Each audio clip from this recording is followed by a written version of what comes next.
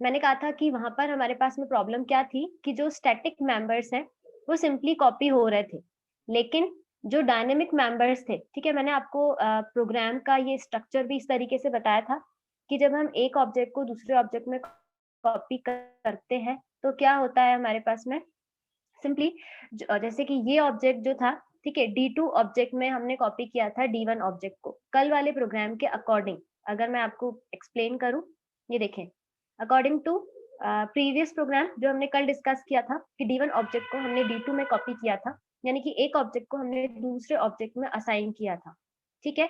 तो प्रॉब्लम क्या आई थी कि D1 ऑब्जेक्ट के जो डेटा है वो सिंपली D2 में जो स्टैटिक मेंबर्स थे, या मैं यूँ कहूँ कि जिनको ऐसे कोई मेमोरी एलोकेशन नहीं किया गया था, वो तो कॉपी हो गए थे। लेकिन डायनामिक मेंबर्स के साथ में उनको नया ब्लॉक का एड्रेस एलोकेट नहीं हो पाया। ठीक है, जो एड्रेस यहाँ पर था वही एज़ इट इज़ यहाँ पे कॉपी हो गया। अब ये दोनों लोकेशन क्या कर रही हैं? किसी एक ही ब्लॉक को पॉइंट कर रही है, जबकि ऐसा नहीं होना चाहिए था। ठीक है, स्टैटिक मेंबर के केस सिंपल जिनको मेमोरी एलोकेट नहीं की गई है, वो भी सिंपली कॉपी हो जाए और डायनामिक के केस में भी ये होना चाहिए। लेकिन अब क्योंकि ये प्रॉब्लम है हमारे पास में, तो इसका रेज़ोल्यूशन जो है, इसका सॉल्यूशन जो है, वो कहलाएगा कॉपी कंस्ट्रक्टर। ठीक है? अब कॉपी कंस्ट्रक्टर को डिस्कस करने से पहले एक पॉइंट और एक्सप्लेन कर दूँ कि जभी भी हम एक ऑब्जेक्ट को दूसरे ऑब्जेक्ट में असाइन करते हैं, तो by default copy constructor call होता है। अब क्या काम है कॉपी कंस्ट्रक्टर का, वो एक बार समझ लेते हैं। ठीक है, मैं कब से कॉपी कंस्ट्रक्टर वर्ड यूज़ कर रही हूँ, टर्म यूज़ कर रही हूँ, लेकिन एग्ज़ैक्टली इसका क्या मतलब है समझते हैं। जब अगर मैं कंस्ट्रक्टर की बात करूँ, तो मैंने समझाया था कि कंस्ट्रक्टर के जो टाइप्स हैं, कौन-कौन से टाइप्स थे कंस्ट्रक्टर के, ठीक है, हमने डिस्कस किया था टोटल 4 टाइप्स, जिसमें से ये लास्ट टाइप जो है वो डिस्कस करना बाकी है। ठीक है, कौन-कौन से टाइप्स थे? सिंपल एक तो हमने डिस्कस किया था यहाँ पर नॉन पैरामीटराइज्ड कंस्ट्रक्टर, ठीक है? एक हमारे पास में था पैरामीटराइज्ड कंस्ट्रक्टर और लास्ट था जो हमने डिस्कस किया था वो था हमारे पास में कॉपी कंस्ट्रक्टर, तो अभी हम डिस्कस कर ही रहे हैं, ठीक है? और कॉपी कंस्ट्रक्टर के अलावा हमारे पास में जो एक जो डिफ़ॉल्ट कंस्ट्रक्टर था जो कि C++ जो है वो हमें क्या करता है, प्रोवाइड करता है, ठीक है? तो उसको मैं यहाँ पे मेंशन कर देती हूँ, यानी कि टोटल हमारे पास में 4 कंस्ट्रक्टर्स हो गए, ठीक है? डिफ़ॉल्ट जो कंस्ट्रक्टर है,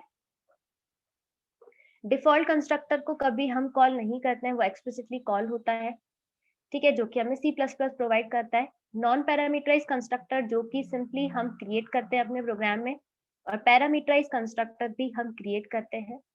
लाइकवाइज़ मैं अगर कॉपी कंस्ट्रक्टर की बात करूँ तो ये हमारे पास में एक नया कांसेप्ट है, ठीक है? अब इसको समझ लेते हैं कि एग्ज़ैक्टली ये क्या कांसेप्ट है और क्या इसमें टर्म है। तो देखते हैं इस पर्टिकुलर टॉपिक को। अगर मैं बात करूँ कॉपी कंस्ट्रक्टर की, तो यहाँ पर कॉपी टर्म हमारे पास में यूज़ में आ रहा है और कंस्ट्रक्टर का मतलब जो कि सिंपल क्या होगा, जब भी ऑब्जेक्ट क्रिएट होगा क्लास का तो कॉल होगा, ठीक है?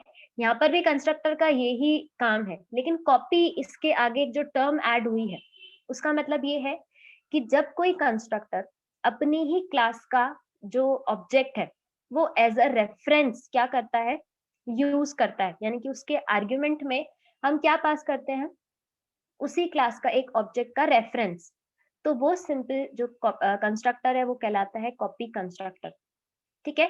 जब हम एक ऑब्जेक्ट को दूसरे ऑब्जेक्ट में असाइन करते हैं, तो C++ डिफ़ॉल्ट कंस्ट्रक्टर कॉल करता है, ठीक है? और वो डिफ़ॉल्ट कंस्ट्रक्टर अगर हम नॉर्मली कोई ऑब्जेक्ट बना रहे हैं, तो सिंपल डिफ़ॉल्ट कंस्ट्रक्टर कॉल हो जाएगा। लेकिन कॉपी कंस्ट्रक्टर भी C++ हमें डिफ़ॉल्ट प्रोवाइड करता है। इसका मतलब कि जब मैं एक ऑब्जेक्ट को दूसरे में कॉपी कर रही हूँ, तो कॉपी कंस्ट्रक्टर ऑटोमैटिकली कॉल होगा।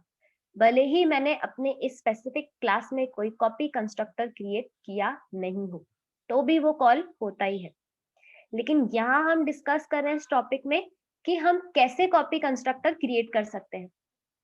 आपके थ्योरी एग्जाम्स में ये क्वेश्चन रिपीट हुआ है, ठीक है? अब देख लेते हैं एग्जैक्टली इस टॉपिक में क्या है। तो थ्योरी तो अभी मैंने समझाया कि जब कोई कंस्ट्रक्टर जो है वो उसी क्लास का ऑब्जेक्ट जो क्या करता है एज अ रेफरेंस अगर क्या करे यूज करे, ठीक है? कॉन्स्ट कीवर्ड यहाँ पे रिक्वायर्ड नहीं है, तो अगर वो अपनी ही क्लास का रेफरेंस यूज करता है ऑब्जेक्ट का, तो वो सिंपली कॉपी कंस्ट्रक्टर कहलाता है। प्लस वो क्लास का पार्ट होना जरूरी है, क्योंकि हमने पढ़ा था कि कंस्ट्रक्टर डेफिनेटली क्लास का पार्ट ही होता है। ठीक है, और इसका काम भी क्या रहेगा, इनिशियलाइज करना। ठीक है, इसके अलावा कुछ और टर्म्स भी यहाँ पर इंपॉर्टेंट है कॉपी कंस्ट्रक्टर को लेकर। यहाँ पर मैंने मेंशन किया है कि अगर हम खुद का कोई कॉपी कंस्ट्रक्टर क्रिएट नहीं करते, तो क्या होता है, सी प्लस प्लस हमें खुद से एक कॉपी कंस्ट्रक्टर प्रोवाइड करता है। ठीक है, और इसका काम क्या रहेगा, एक ऑब्जेक्ट के मेंबर्स को दूसरे ऑब्जेक्ट के मेंबर्स में कॉपी करना। ठीक है, ऑब्जेक्ट कॉपी करने के अलावा कॉपी कंस्ट्रक्टर के क्या और रोल्स हैं, वो एक बार समझ लेते हैं। यहाँ तक अगर कोई कंफ्यूजन है तो पूछ सकते हैं। ये टॉपिक ऑपरेटर ओवरलोडिंग से रिलेटेड नहीं है, ये एक न्यू टॉपिक है, लेकिन इस टॉपिक को हम आगे लास्ट जो असाइनमेंट ऑपरेटर की ओवरलोडिंग है वहां पर यूज करने वाले हैं, इसलिए मैं आपको एक्सप्लेन कर रही हूँ। यहाँ तक अगर किसी को कोई डाउट हो तो पूछ लीजिए। अब देखिए, कॉपी कंस्ट्रक्टर की नीड कहाँ कहाँ पर होती है, कॉपी कंस्ट्रक्टर कैसे कब कब किन सिचुएशंस में कॉल होता है। ठीक है, मैंने अभी आपको बताया कि अगर हम कॉपी कंस्ट्रक्टर नहीं बना रहे हैं, भाई एक तो हम बनाना अभी सीख रहे हैं, लेकिन अभी तक तो हमने ये कंसेप्ट पढ़ा ही नहीं ना, कभी क्रिएट ही नहीं किया। ठीक है, तो उस केस में क्या होता है कि सी प्लस प्लस हमें डिफॉल्ट कॉपी कंस्ट्रक्टर प्रोवाइड कर देता है। अभी डिफॉल्ट कॉपी कंस्ट्रक्टर का क्या रोल है वो अभी हम डिस्कस कर रहे हैं। तो देखें, उसके टोटल 4 रोल्स हैं। पहली बात कि जब हम क्या कर रहे हैं कि सिंपली एक ऑब्जेक्ट को दूसरे ऑब्जेक्ट में क्या कर रहे हैं, असाइन कर रहे हैं। इसके अलावा जब किसी ऑब्जेक्ट को हम रिटर्न करवा रहे हैं किसी फंक्शन से, ठीक है, तभी भी क्या होता है, कॉपी कंस्ट्रक्टर बाय डिफॉल्ट जो आपको सी प्लस प्लस ने प्रोवाइड किया है वो कॉल होता है। इसके अलावा जब कोई ऑब्जेक्ट क्या होता है किसी दूसरे फंक्शन में पास किया जाता है, तभी भी क्या होता है, एग्जैक्टली तो यही हो रहा है कि एक ऑब्जेक्ट हम पास कर रहे हैं, तो जब वो फंक्शन कॉल होगा, तो सिंपली जब वो फंक्शन एग्जीक्यूट होगा, तब वहां पर भी क्या होना चाहिए, कैच करने के लिए कोई ना कोई ऑब्जेक्ट होना चाहिए। तो इनडायरेक्टली इन चारों पॉइंट्स का एक ही मीनिंग रहेगा कि जब हम एक ऑब्जेक्ट को दूसरे में कॉपी कर रहे हैं, तब बाय डिफॉल्ट कॉपी कंस्ट्रक्टर हमें सी प्लस प्लस प्रोवाइड करता है, और हम चाहें तो खुद का भी कॉपी कंस्ट्रक्टर क्रिएट कर सकते हैं। ठीक है, ये 2 टर्म्स जो थी वो मैंने अभी आपको एक्सप्लेन की। इसके बाद when an object is constructed based on another object of the same class, मतलब एक ऑब्जेक्ट जो है उसी क्लास का हमने क्रिएट किया है, और ऐसे ही उसी क्लास का एक और ऑब्जेक्ट क्रिएट करके हम उसमें क्या कर रहे हैं, वैल्यू असाइन कर रहे हैं। इसके अलावा when a compiler generates a temporary object, जब एक टेम्पररी ऑब्जेक्ट क्रिएट होता है, सिंपली अगर मैं कहूँ तो नेमलेस ऑब्जेक्ट जब क्रिएट होता है, तो भी क्या होता है, बाय डिफॉल्ट जो copy constructor C plus plus ने आपको प्रोवाइड किया है वो कॉल होता है। ठीक है, तो ये तो बात हो गई कॉपी कंस्ट्रक्टर बाय डिफॉल्ट जो है वो कब कब कॉल होता है। लेकिन हम क्यों कॉपी कंस्ट्रक्टर बनाए जब सी प्लस प्लस ने ऑलरेडी हमें प्रोवाइड किया है। ठीक है, तो देखिए उसकी नीड क्या है।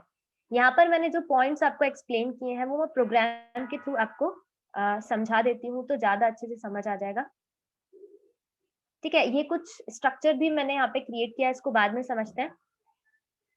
सिंपली अगर हम प्रोग्राम से समझें तो देखें, अभी तक हमारे पास में क्या हो रहा था कि जब हम एक ऑब्जेक्ट को दूसरे में कॉपी कर रहे थे, ठीक है, तो ऐसे मेंबर जिनको की मेमोरी अलोकेट नहीं की थी, उनकी वैल्यू तो प्रॉपरली कॉपी हो रही थी, लेकिन प्रॉब्लम कहाँ आ रही थी, डायनेमिक के केस में। क्यों, हमारे पास में प्रीवियस एग्जांपल में एक डायनेमिक मेंबर था, या मैं यूं कहूँ पॉइंटर था, जिसको कि मैंने डायनेमिक मेमोरी अलोकेट की। ठीक है, तो होना क्या चाहिए था कि जो नया ऑब्जेक्ट क्रिएट होता उसमें भी उस पर्टिकुलर क्यू जो पॉइंटर है उसको नए ब्लॉक का एड्रेस मिलना चाहिए था, लेकिन ऐसा नहीं हुआ था।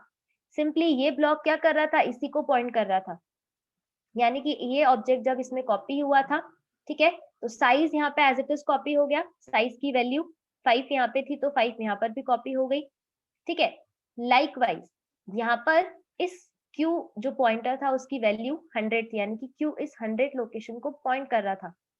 तो ये भी यहाँ पर एज इट इज कॉपी हो गया, जबकि ऐसा नहीं होना चाहिए था। ठीक है, तो अब कॉपी कंस्ट्रक्टर इस प्रॉब्लम को कैसे सॉल्व करेगा वो अभी हम देख रहे हैं। यहाँ तक अगर कोई डाउट हो तो पूछ लीजिए।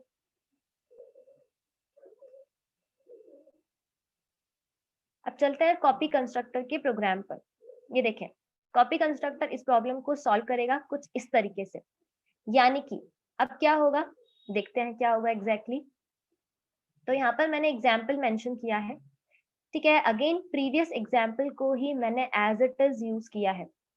मैंने इस क्लास में अगेन साइज और पॉइंटर जो है दो डेटा मेंबर्स को क्रिएट किया है, दोनों इंटीजर टाइप के मेंबर्स हैं, ठीक है। लाइकवाइज मैंने इस पर्टिकुलर क्लास का एक सिंपल कंस्ट्रक्टर क्रिएट किया है। ये 1 आर्गुमेंट का कंस्ट्रक्टर है। सिंपली मैंने यहाँ पे साइज के लिए SZ यूज किया है, यानी कि यूजर जितने ब्लॉक्स का साइज, जितने ब्लॉक्स का एक एरिया क्रिएट करना चाहता है, ठीक है, वो मैं यहाँ पे स्पेसिफाई करूंगी। ठीक है, यहाँ तक तो हमने पहले वाले प्रोग्राम में भी देखा ही था, तो यहाँ तक तो कुछ भी नया नहीं है। अब ऐसे ही मैंने क्या किया है, जितना यूजर ने साइज दिया, लेट्स से यूजर को क्या करना है, एक ब्लॉक क्रिएट करना है 10 मेंबर्स का या 5 मेंबर्स का। तो हम जो साइज पास करेंगे एज आर्गुमेंट कंस्ट्रक्टर को, वो साइज यहाँ पर सिंपली इसमें कॉपी हो जाएगा और उतने का ही ब्लॉक का एड्रेस इस पॉइंटर वेरिएबल में असाइन हो जाएगा, जो कि लास्ट क्लास में भी हमने देखा था। लेकिन अब अगर बात करें कॉपी कंस्ट्रक्टर की, तो पहली बात यहाँ पर इसका जो सिंटैक्स है वो क्या रहेगा, कि पहले आपको अगेन क्लास कंस्ट्रक्टर है तो डेफिनेटली जो क्लास का नाम होगा वही आपके पास में कंस्ट्रक्टर का नाम होगा। लेकिन क्योंकि कॉपी कंस्ट्रक्टर है तो देखें ये क्या करेगा, सिंपली मैंने वापस से क्लास का नाम लिखा है, देन इसी क्लास का जो ऑब्जेक्ट है वो मैंने एज अ पैरामीटर यहाँ पे पास किया है, ठीक है। और प्लस पैरामीटर के जस्ट पहले, यानी कि आर्ग्यूमेंट के जस्ट पहले मैंने यहाँ पे M% का साइन यूज किया है। दैट मीन्स ये क्या शो कर रहा है कि यहाँ पर सिंपली पास बाय रेफरेंस या कॉल बाय रेफरेंस का हम यूज करने वाले हैं, ठीक है। और इसके थ्रू, इस कॉपी कंस्ट्रक्टर के थ्रू हम क्या करेंगे, सिंपली इसी क्लास के एक और ऑब्जेक्ट को इनिशियलाइज करेंगे, ठीक है।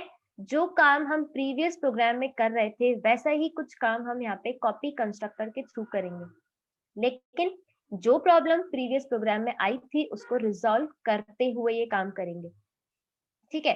अब आगे इस पर्टिकुलर कंस्ट्रक्टर को समझने से पहले यहाँ तक कोई कंफ्यूजन हो तो पूछ लीजिए। देन अगेन मैंने इस क्लास में डिस्प्ले फंक्शन क्रिएट किया है, जैसा कि प्रीवियस प्रोग्राम में था।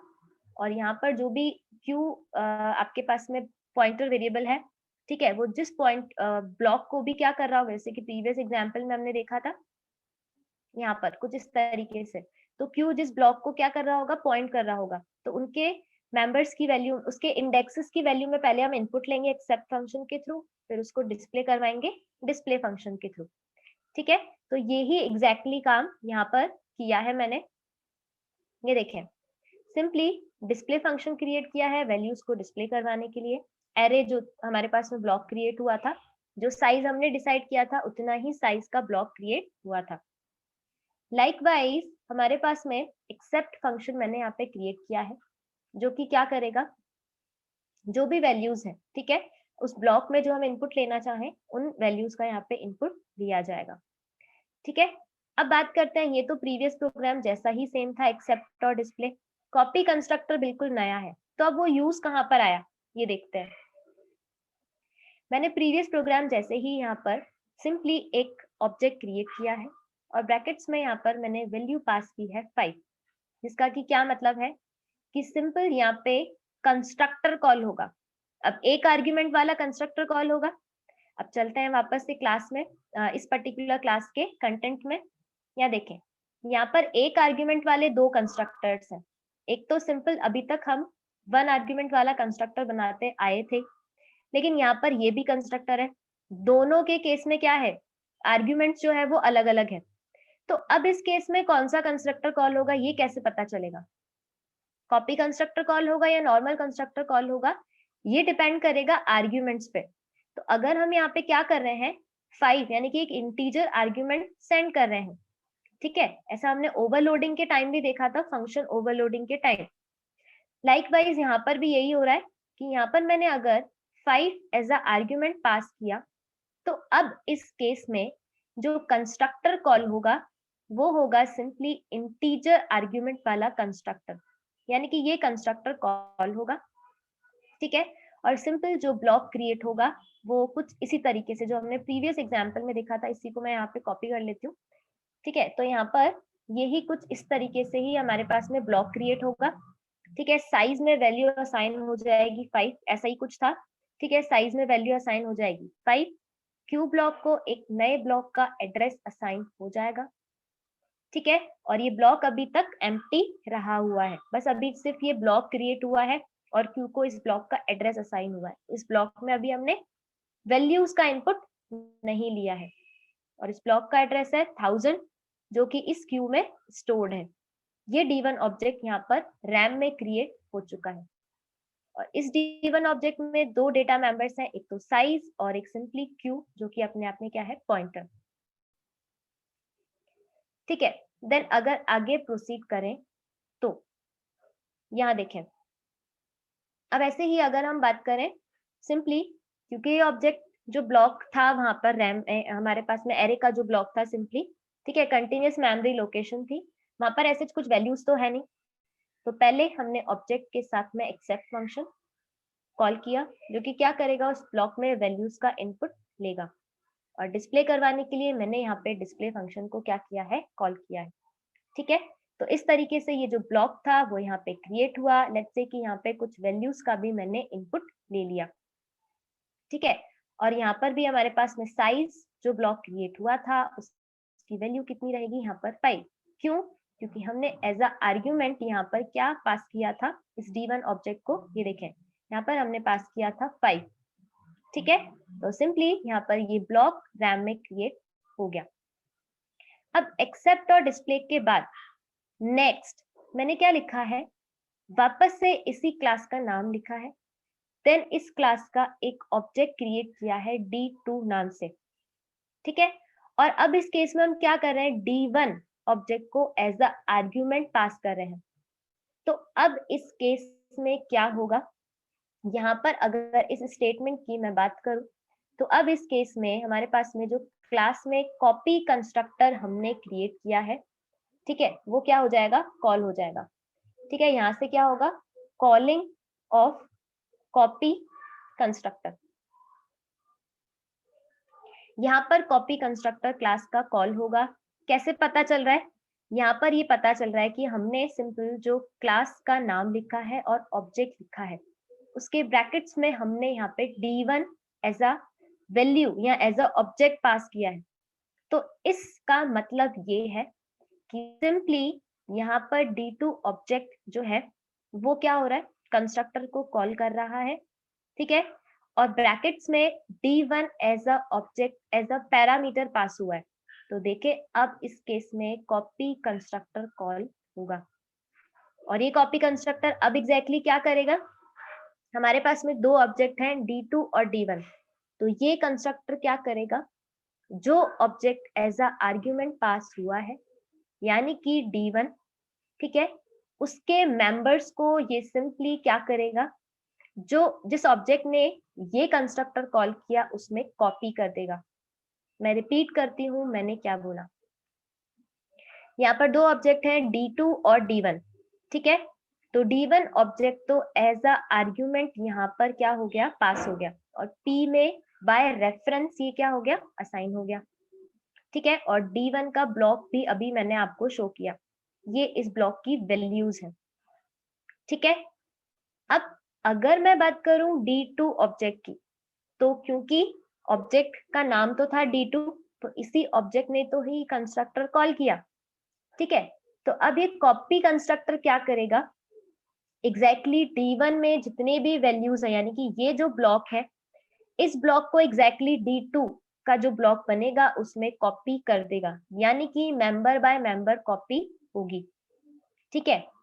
प्रीवियस एग्जाम्पल में हमने यही काम करने के लिए जो स्टेटमेंट लिखा था वो कुछ ये था, D2 इक्वल टू D1। लेकिन यहाँ पर इस प्रोग्राम में हम ये काम करने के लिए कॉपी कंस्ट्रक्टर खुद का क्रिएट करके यही काम कर रहे हैं। ठीक है, तो अब क्रिएट तो कर दिया हमने।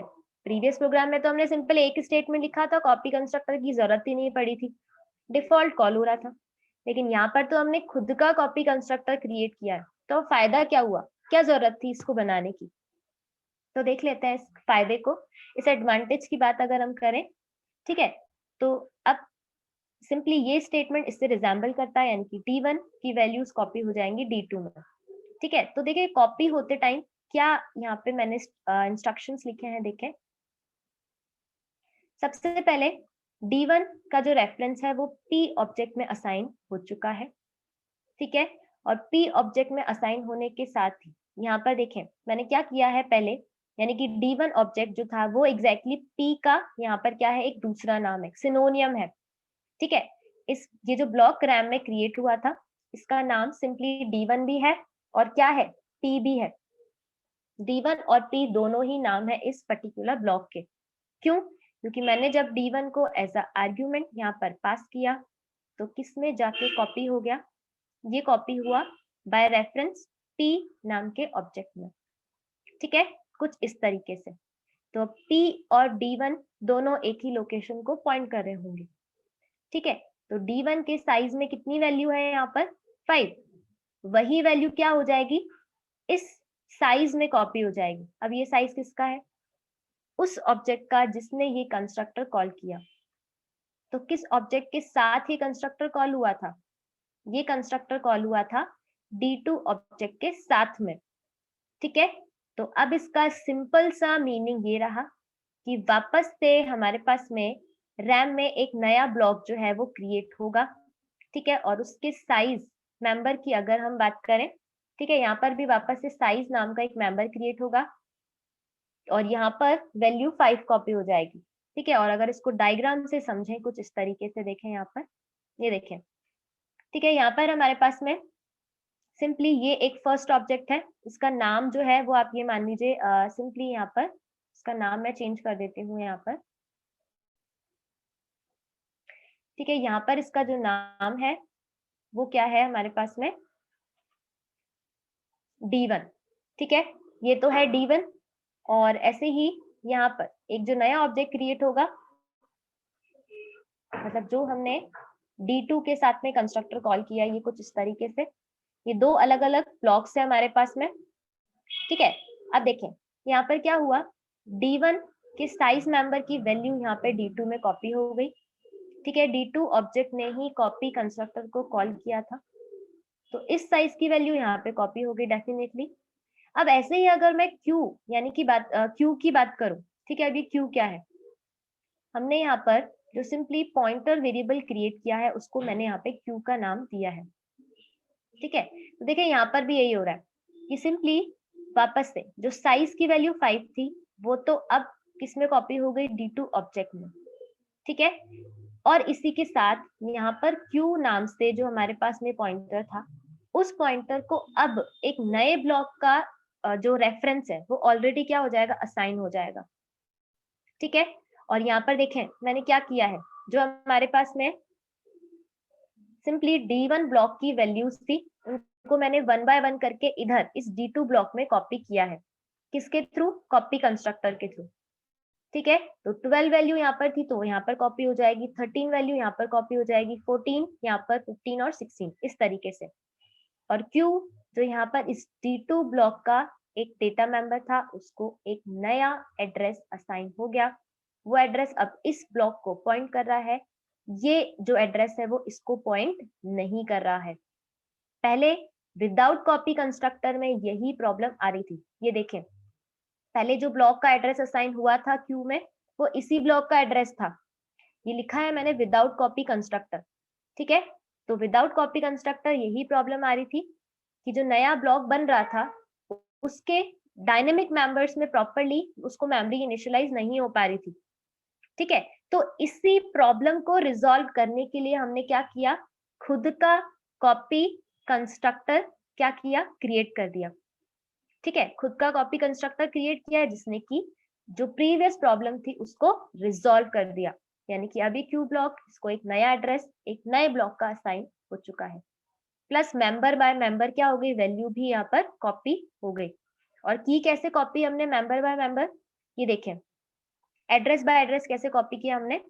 ठीक है, हमारे पास में जो D1 ब्लॉक था उसके उस पर्टिकुलर ब्लॉक में ऑलरेडी हर एक इंडेक्स पे वैल्यू थी, तो क्या लिखना होगा, ये देखें सिंपली एक एरे की वैल्यू को मैंने दूसरे एरे में कॉपी किया है। ठीक है, तो P1 के साथ में जो एरे थी उसका नाम Q है, उसका डेटा मेंबर Q है, तो उसकी एक एक इंडेक्स की वैल्यू को करंट ऑब्जेक्ट यानी कि D2 ऑब्जेक्ट के Q में मैंने कॉपी किया। ठीक है, और एट द एंड अगर मैं सिंपली यहाँ पर D2 ऑब्जेक्ट जो क्रिएट हुआ था फाइनली D1 का जस्ट कॉपी, ठीक है, उसको मैं अगर डिस्प्ले करवाऊंगी तो वापस से जो D1 ब्लॉक के मेंबर्स की वैल्यू है वही यहाँ पर विजिबल होगी। ये देखें D1 ऑब्जेक्ट की डिटेल्स ये थी, और क्योंकि D1 as it is copy हो गया किसमें, और डायनेमिक मेंबर्स भी प्रॉपर्ली कॉपी हुए थे किसमें, D2 ऑब्जेक्ट में, तो वहां पर भी वैल्यू यही विजिबल होगी। तो इस तरीके से कॉपी कंस्ट्रक्टर यहाँ पर अपना रोल प्ले करेगा कि डायनेमिक मेंबर्स को भी प्रॉपर्ली उसने क्या कर दिया, एक नए ब्लॉक का एड्रेस असाइन करके और फिर एक नए ब्लॉक का वहां पर सिंपली हमने वर्क किया। वापस से चलते हैं ऑपरेटर ओवरलोडिंग के लास्ट ऑपरेटर पे। ठीक है, वो है हमारे पास में असाइनमेंट ऑपरेटर। अगेन ये लिंक्ड है ऑलरेडी कॉपी कंस्ट्रक्टर से, मतलब आप ये समझ सकते हैं इसमें हम थोड़ा सा जो कंसेप्ट है वो कॉपी कंस्ट्रक्टर का यूज करेंगे। ठीक है, कैसे क्या होगा समझते हैं कि मैंने ऐसा क्यों बोला। अगर मैं बात करूं असाइनमेंट ऑपरेटर की, तो अगेन सिलेबस में ये मेंशन है ऑपरेटर की ओवरलोडिंग। ठीक है, और इसके साथ आपके पास में जो प्रीवियस एग्जाम्स के पेपर्स हैं उसमें भी ये टॉपिक आया हुआ है। ठीक है, तो कुछ टॉपिक तो हम इसलिए भी डिस्कस कर रहे हैं क्योंकि वो प्रीवियस एग्जाम्स में आ चुके हैं। ठीक है, और कुछ आपके सिलेबस में एज इट इज मेंशन है इसलिए उनको हमने डिस्कस किया है। यहाँ देखें, अगर मैं बात करूं वापस से इस क्लास की, तो देखें इस प्रोग्राम में भी मैंने एरे नाम की क्लास को रीयूज किया है। ठीक है, एरे नाम की क्लास को वापस से क्रिएट किया है, यानी कि प्रीवियस एग्जाम जो हमने एग्जाम्पल्स जो हमने पढ़े थे उन्हीं को मैंने एक तरह से वापस से रीयूज किया है। तो देखिए यहाँ पे साइज और क्यू। ठीक है, अगेन साइज तो हमारे पास में नॉर्मल एक इंटीजर टाइप का डेटा मेंबर है, और यहाँ पर भी ये इंटीजर टाइप का पॉइंटर है, यानी कि वापस से हम क्या कर रहे हैं, डायनेमिकली क्या करेंगे, एक ब्लॉक क्रिएट करके और उसका एड्रेस क्यू में असाइन करेंगे। ठीक है, मैंने यहाँ पर इस प्रोग्राम में एक एरे क्लास का एक simple non parameterize constructor create किया है। ठीक है, और इसी के साथ यहाँ पर साइज को मैंने फिक्स कर दिया कि यूजर ने अगर साइज दिया 3, तो यहाँ पर 3 ब्लॉक का ही क्या होगा, एक एड्रेस जो है वो क्यू में असाइन हो जाएगा, यानी कि क्यू पॉइंटर में असाइन हो जाएगा। ठीक है, जैसे कि हमने इस तरह से D1 का जो ब्लॉक बनाया था कुछ इस तरीके से। ठीक है, यहाँ पर कुछ ऐसा ही काम होगा, और ऐसे ही यहाँ पर मैंने एक सिंपली पैरामीटराइज कंस्ट्रक्टर भी क्या किया है, क्रिएट किया है, जो कि क्या करेगा, जो जितना साइज यूजर ने दिया ब्लॉक का उसी साइज का सिंपल एक ब्लॉक क्रिएट करके और उसका एड्रेस जो है वो क्यू में असाइन कर देगा। ठीक है, तो यहाँ पर तो बात हो गई नॉर्मल कंस्ट्रक्टर्स की, यहाँ पर तो कुछ भी नया नहीं था जो हमने पहले देखा था।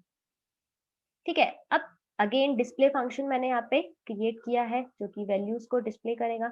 अब क्योंकि एरे का ब्लॉक था तो एरे के ब्लॉक में जो वैल्यूज होंगी उनको डिस्प्ले भी तो करवाना होगा और उनमें इनपुट भी लेना होगा इस ब्लॉक में। ठीक है, तो उसके लिए मैंने यहाँ पे क्या किया है, एक्सेप्ट और डिस्प्ले फंक्शन को क्रिएट किया है। अब अगर मैं यहाँ पर बात करूं सिंपली नेक्स्ट कंसेप्ट की, तो देखें यहाँ पर नेक्स्ट क्या है हमारे पास में, मैंने यहाँ पर असाइनमेंट ऑपरेटर की ओवरलोडिंग परफॉर्म की है। ठीक है, इस ओवरलोडिंग में मैंने एज इट इज वही कंटेंट कॉपी किया है जो कि कॉपी कंस्ट्रक्टर में मैंने आपको समझाया। वहां पर भी यही था कि वो कंस्ट्रक्टर क्या कर रहा था, कॉपी कंस्ट्रक्टर उसी क्लास का एक और ऑब्जेक्ट क्या किया था, उसने इनिशियलाइज किया था। ठीक है, कॉपी कंस्ट्रक्टर का मेन रोल क्या था कि उसी क्लास का एक और ऑब्जेक्ट क्रिएट करके और उसको क्या करना, इनिशियलाइज करना। असाइनमेंट ऑपरेटर में भी मैंने एग्जैक्टली वही काम किया है। ठीक है, तो देखिए यहाँ पर समझते हैं इस ऑपरेटर के कंसेप्ट को। लेकिन क्योंकि असाइनमेंट ऑपरेटर है और ऑपरेटर की ओवरलोडिंग हम परफॉर्म कर रहे हैं, तो डेफिनेटली ऑपरेटर कीवर्ड तो आएगा ही आएगा। ठीक है, प्लस क्योंकि ये फंक्शन क्लास का पार्ट है और दूसरी बात ये फंक्शन है, तो उसको हमें एक्सप्लिसिटली कॉल करना पड़ेगा। जबकि कॉपी कंस्ट्रक्टर के केस में जैसे ही मैं एक ऑब्जेक्ट के आर्ग्यूमेंट्स में दूसरा ऑब्जेक्ट असाइन करूंगी, तो कॉपी कंस्ट्रक्टर ऑटोमेटिकली कॉल होगा, मुझे उसको एक्सप्लिसिटली कॉल करने की जरूरत नहीं होती है। जबकि असाइनमेंट ऑपरेटर एक ऑपरेटर फंक्शन है, तो फंक्शन जब तक आप कॉल नहीं करेंगे तब तक क्या नहीं होगा, कॉल ही नहीं होगा। ठीक है, बस ये डिफरेंस है, बाकी दोनों में कोड मैंने सेम ही लिखा है, बाकी एग्जैक्ट वर्किंग जो है वो दोनों की सेम ही है। तो देखिए यहाँ पर क्या किया है, सिंपल समझते हैं। वापस से मैंने D1 ऑब्जेक्ट क्रिएट किया है, यानी कि कुछ यही ब्लॉक मैंने क्रिएट किया है, कुछ इसी तरीके से मैंने यहाँ पे D1 ऑब्जेक्ट क्रिएट किया है। अगेन यहाँ पे Q जो हमारे पास में पॉइंटर है वो किसको पॉइंट करेगा, इस 1000 लोकेशन को, और ये लोकेशन कौन सी है, ये सिंपली लोकेशन है हमारे पास में ये वाली। ठीक है, तो यहाँ पर सिंपली इस लोकेशन का एड्रेस है 1000, तो ये लोकेशन का एड्रेस हो गया, Q इसको पॉइंट कर रहा है। और टोटल कितने मेंबर्स हैं, 5, वो कैसे पता चला, साइज से। ठीक है, अब ये साइज आया कहाँ से, ये साइज इस पर्टिकुलर क्लास का क्या था, एक डेटा मेंबर है। लाइकवाइज मैंने यहाँ पर क्या किया है, D1 ऑब्जेक्ट में आर्ग्यूमेंट्स में 5 यहाँ पर क्या किया है, पास किया है, 5 एज अ वैल्यू पास किया है। ठीक है, तो देखिए इसी तरीके से क्या होगा, यहाँ पर ये जो ब्लॉक है उसमें साइज में 5 असाइन हो जाएगा। अब उसके बाद अगर हम आगे कंटिन्यू करें तो देखें अगेन ब्लॉक जो हमारे पास में ये क्रिएट हुआ रैम में। ठीक है, और इस ब्लॉक में भी ये जो सिंपली हमारे पास में कंटिन्यूअस मेमोरी लोकेशन थी, यहाँ पर तो कोई भी वैल्यू है ही नहीं, यहाँ पे कोई भी वैल्यू अभी एग्जिस्ट नहीं करती है। ठीक है, तो इसके लिए मैंने यहाँ पे क्या किया, सिंपली एक्सेप्ट फंक्शन को कॉल किया ताकि उस कंटिन्यूअस मेमोरी लोकेटेड वाला जो ब्लॉक है उसमें क्या करे, वैल्यूज का इनपुट है, और डिस्प्ले करवाने के लिए मैंने डिस्प्ले फंक्शन को कॉल किया। ठीक है, अब यहाँ तक तो बात हो गई सिंपली हमारे पास में एक्सेप्ट और डिस्प्ले की। और एक्सेप्ट और अगर डिस्प्ले की बात करूं उसी पर्टिकुलर क्लास के, तो देखिए हमने यहाँ पर लूप चलाकर क्या किया, जितना साइज है हमारे पास में, यहाँ पर साइज की वैल्यू कितनी है, 5। ठीक है, तो उतना ही यहाँ पर क्या होगा, उतनी बार लूप चलेगा और एक एक नंबर का यहाँ पर इनपुट दिया जाएगा एक एक इंडेक्स के लिए। और डिस्प्ले फंक्शन क्या करेगा, सिंपली हर एक एक ब्लॉक का, यहाँ पर मैंने लूप चलाया क्योंकि एरे है तो डेफिनेटली लूप तो चलेगा ही। ठीक है, और कब से कब तक, 0 से लेकर यहाँ पर साइज तक, साइज में वैल्यू कितनी है, 5। ठीक है, तो टोटल 5 बार ये लूप कंटिन्यू होगा और हर एक इंडेक्स की वैल्यू क्या हो जाएगी, डिस्प्ले हो जाएगी। ठीक है, अब यहाँ तक तो अगर हम बात करें तो यहाँ तक तो हमने एक्सेप्ट और डिस्प्ले फंक्शन को कॉल किया। बट अगर हम बात करें, मैंने इसी क्लास का एक और ऑब्जेक्ट क्रिएट किया है। ठीक है, कॉपी कंस्ट्रक्टर में हम क्या कर रहे थे, कॉपी कंस्ट्रक्टर में हम ऑब्जेक्ट क्रिएट करने के साथ ही उसमें एक ऑब्जेक्ट, एग्जिस्टिंग ऑब्जेक्ट जो है वो पास कर रहे थे। ठीक है, और वो सिंपली क्या था, कॉल बाय वैल्यू या पास बाय वैल्यू था, तब कॉपी कंस्ट्रक्टर कॉल हो रहा था। लेकिन यहाँ इस प्रोग्राम में हमने ऐसा कुछ भी नहीं किया। यहाँ पर सिंपली एक ऑब्जेक्ट क्रिएट होगा D2, क्योंकि ऑब्जेक्ट क्रिएट हुआ है तो सिंपली D2 नाम का जो ऑब्जेक्ट क्रिएट होगा उसके साइज में कितना असाइन हो गया, यहाँ पे 3, और उसको किसी नए ब्लॉक का एड्रेस क्या हो जाएगा, असाइन हो जाएगा। ठीक है, तो अगर हम यहाँ पे देखें तो इस केस में सिंपली जो D2 आपके पास में ब्लॉक है, ऑब्जेक्ट क्रिएट होगा, उसके साइज में है 3 वैल्यू, जबकि यहाँ पर जो D1 का जो साइज है, ठीक है, साइज डेटा मेंबर की वैल्यू कितनी है, 5। अब अगर हम यहाँ पे लिख रहे हैं D1 इक्वल टू, मैंने यहाँ पे लिखा है D2 इक्वल टू D1, तो अब इस स्टेटमेंट से क्या होगा, अगर हम यहाँ पे कोई कॉपी कंस्ट्रक्टर नहीं क्रिएट कर रहे हैं, लेकिन हमने यहाँ पे लिखा है D2 इक्वल टू D1, तो अब देखें यहाँ पर इस स्टेटमेंट से क्या होगा, D2 ऑब्जेक्ट के साथ में सिंपली इक्वल ऑपरेटर जो था यानी कि असाइनमेंट ऑपरेटर कॉल होगा, और एज अ आर्ग्यूमेंट यहाँ पर क्या पास हुआ है, D1। ठीक है, तो अब इस केस में क्या होगा, कॉलिंग ऑफ असाइनमेंट ऑपरेटर।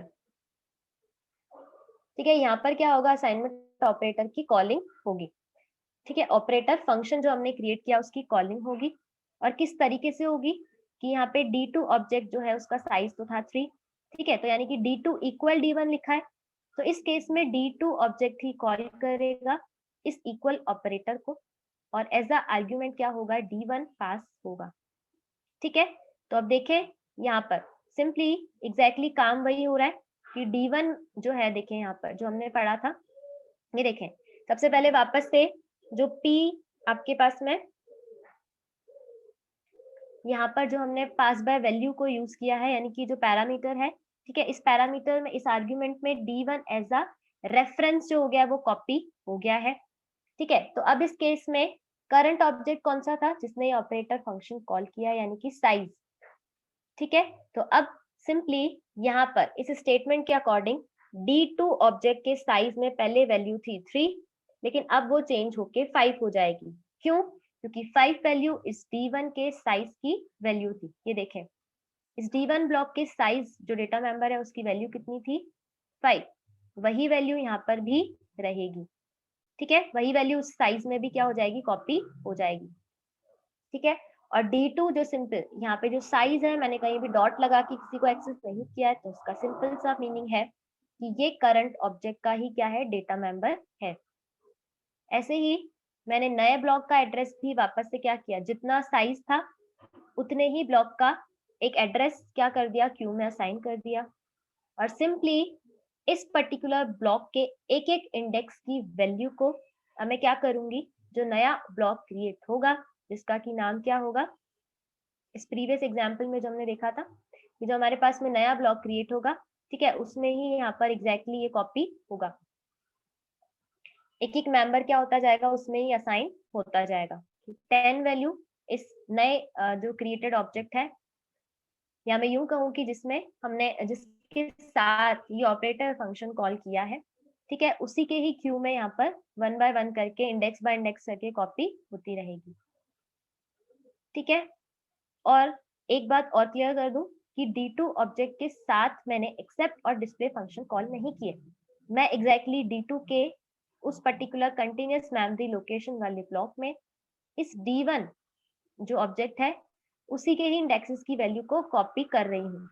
ये काम मैंने यहाँ पे परफॉर्म किया है, और इसके बाद जब मैं D2 ऑब्जेक्ट को डिस्प्ले करवाऊंगी, क्योंकि एग्जैक्टली काम तो यही हो रहा है कि D1 जो ऑब्जेक्ट है वो पूरा का पूरा कॉपी हो गया D2 ऑब्जेक्ट में, लेकिन अब यहाँ पर हम सिंपल ये काम करने के लिए असाइनमेंट ऑपरेटर की ओवरलोडिंग को यूज कर रहे थे। हमने ऐसा ही कुछ काम इससे कॉपी कंस्ट्रक्टर के थ्रू भी देखा था, और एक विदाउट कॉपी कंस्ट्रक्टर भी देखा था, प्लस हमने यही काम असाइनमेंट ऑपरेटर के ओवरलोडिंग के थ्रू भी डिस्कस किया है। तो एट द एंड में जब D2 ऑब्जेक्ट को डिस्प्ले करवाऊंगी तो वापस से यही वैल्यूज डिस्प्ले होंगी। ठीक है, तो यहाँ तक तो बात हो गई सिंपल, जितने भी ऑपरेटर ओवरलोडिंग के कंसेप्ट थे वो ओवर हो गए हैं। अभी कुछ डाउट रह गया हो तो पूछ लीजिएगा, अभी आपकी नेक्स्ट क्लास का टाइम हो गया है।